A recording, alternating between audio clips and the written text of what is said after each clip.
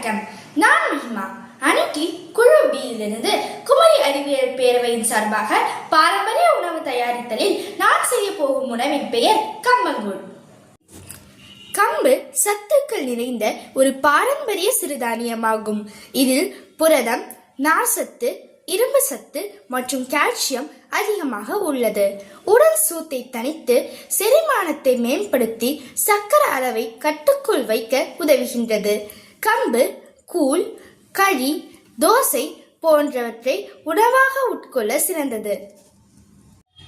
கம்பங்கூழ் செய்யும் முறையை இப்பொழுது நாம் காணலாம். அதற்கு முதலில் கம்பை நன்றாக அலசி நன்கு சுத்தமான நீரில் 8 மணி நேரம் ஊற வைக்க வேண்டும்.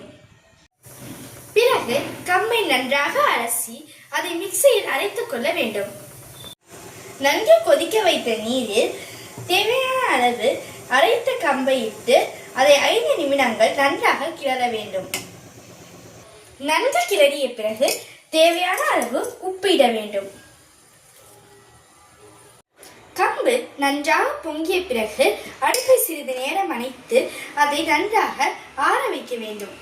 நன்றாக ஆறிய கூழில் தேவையான அளவு மோர், கொத்தமல்லி, சிறிய வெங்காயம் மற்றும் மாங்காயை சேர்த்து நன்றாக கலக்க வேண்டும்.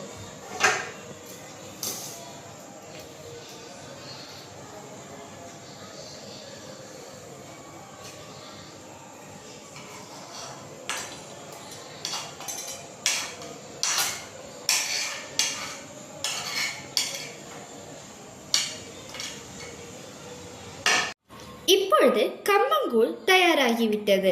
கம்பங்கூழ் கோடை காலத்தில் உடல் வெப்பத்தை குறைத்து உடலை குளிர்ச்சியாகவும் புத்துணர்ச்சியாகவும் வைக்க உதவும் மிக சிறந்த பாரம்பரிய உணவாகும். இதில் உள்ள அதிகப்படியான இரும்பு சத்து, நார் சத்து, விட்டமின் ஏ மற்றும் புரதம் உடல் வலிமையை அதிகரிப்பதுடன் செரிமானத்தை மேம்படுத்தி கெட்ட கொழுப்பை குறைத்து இதய ஆரோக்கியத்தை பாதுகாக்கிறது.